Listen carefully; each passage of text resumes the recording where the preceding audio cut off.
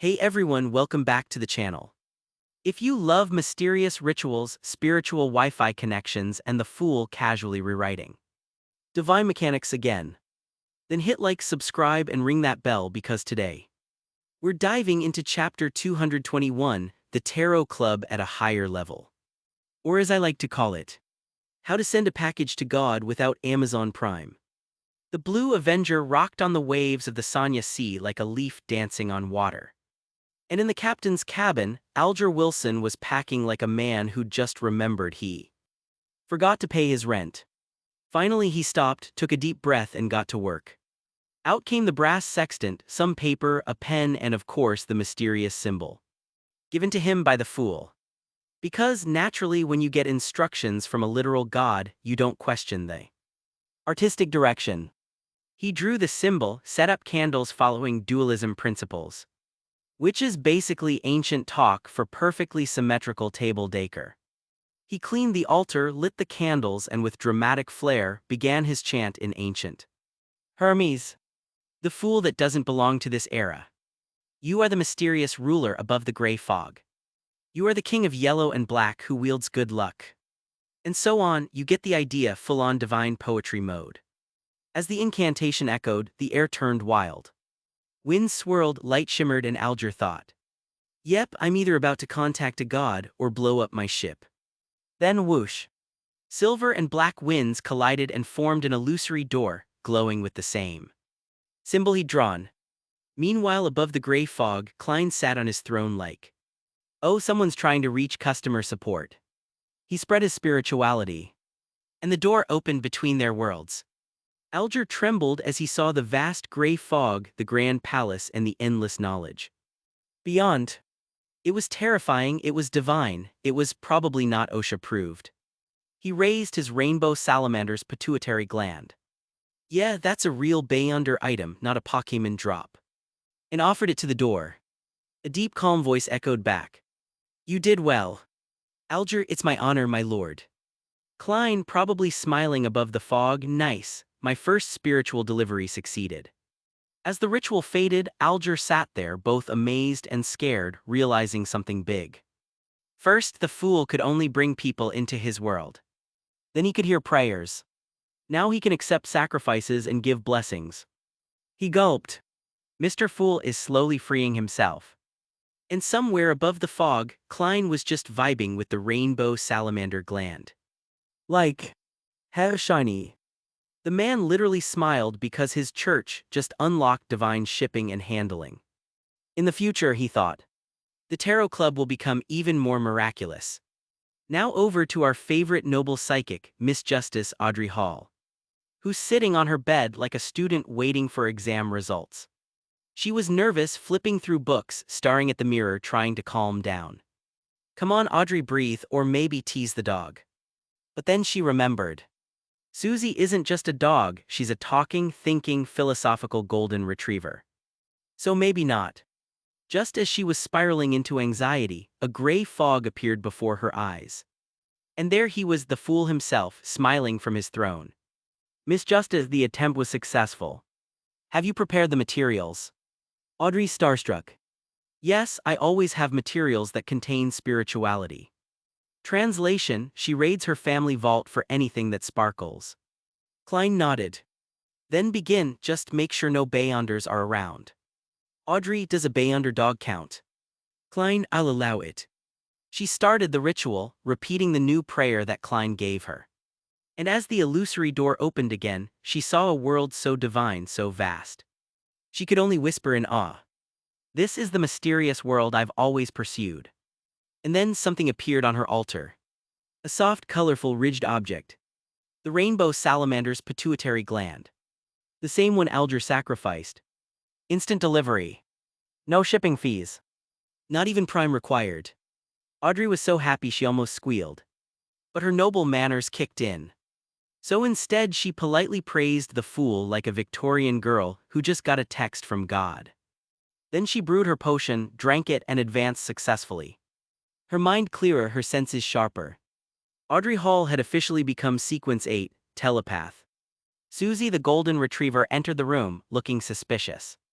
You took far longer than usual, she said telepathically. Audrey nervously laughed. Haha, yeah, funny story, totally normal. So anyway, how do I secretly tell my friends? Something without revealing it was me. Both of them stared at each other in silence. A girl and her psychic dog. Deep in thought. And that, my friends, is peak Tarot Club energy. Meanwhile, Klein woke up, grabbed some disguises, glasses, wigs, mustaches. Basically turning into 19th century Hitman 47. He rented a small place in East Borough. A chaotic area filled with poverty, gangs, and bad vibes. And thought, ah yes, perfect place to start divine business operations.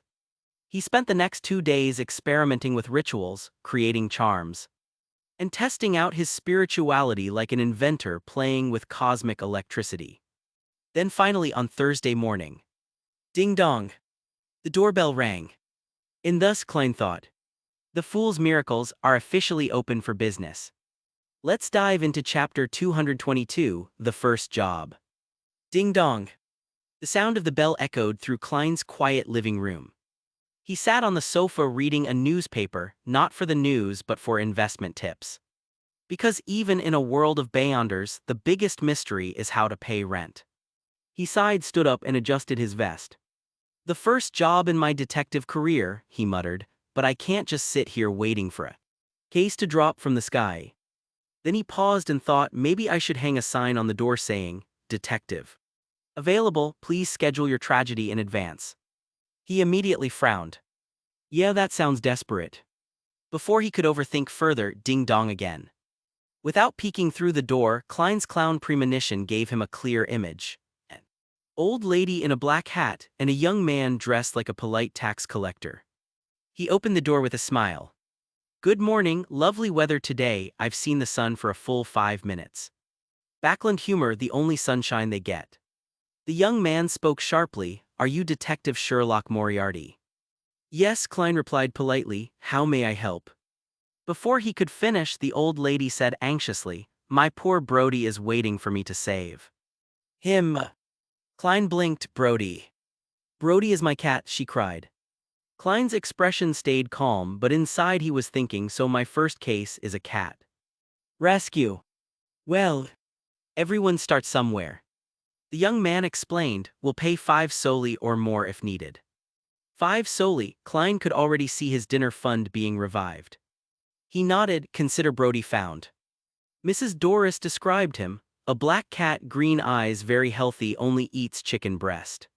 Klein internally, this cat eats better than I do. They arrived at her home, quiet and gloomy, the perfect setting for a detective story if not for the missing cat. Klein inspected Brody's box, found a few black hairs, and began a simple divination using his cane. The silver cane wobbled, then tilted toward an old cupboard.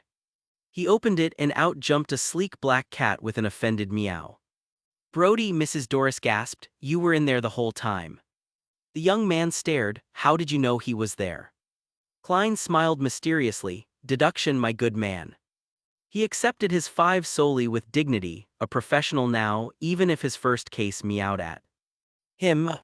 As he walked home through the fog, Klein thought, not bad, first case solved, client happy, rent slightly less terrifying. But when he reached his door, someone was waiting outside, a teenage boy, nervous, clutching his hat. Klein recognized him instantly, the kid from the steam train. Are you Detective Sherlock Moriarty? The boy asked cautiously. Yes, Klein replied, come in. Inside, the boy introduced himself. You can call me Ian, I worked for a detective named Zerial Victor Lee, but now he's missing. Klein's gaze sharpened, missing. Yes, his house looks normal but all his traps were triggered, the police said to wait but I know something's wrong, every other detective said they've seen him recently but that's impossible. Klein leaned back intrigued, and how did you find me? Ian smiled faintly, through the newspaper, Mr. Moriarty. Klein nodded, then let's see what happened to your detective. And just like that, Klein's real detective journey begins. From finding cats to unraveling conspiracies, the fog of Backlund is about to get thicker. And far more dangerous. So if you enjoyed this story, hit like, subscribe and comment below. Who knew Klein's first client would have whiskers and attitude? And that's how Klein's career truly begins, not with crime but with cat crime. From chasing missing felines to investigating vanishing detectives, the fog of Backlund grows thicker, and so does the mystery. So if you enjoyed this blend of divine mystery, sarcasm, and supernatural cats, hit like, subscribe, and maybe light a candle for Brody, the real MVP of Klein's detective debut.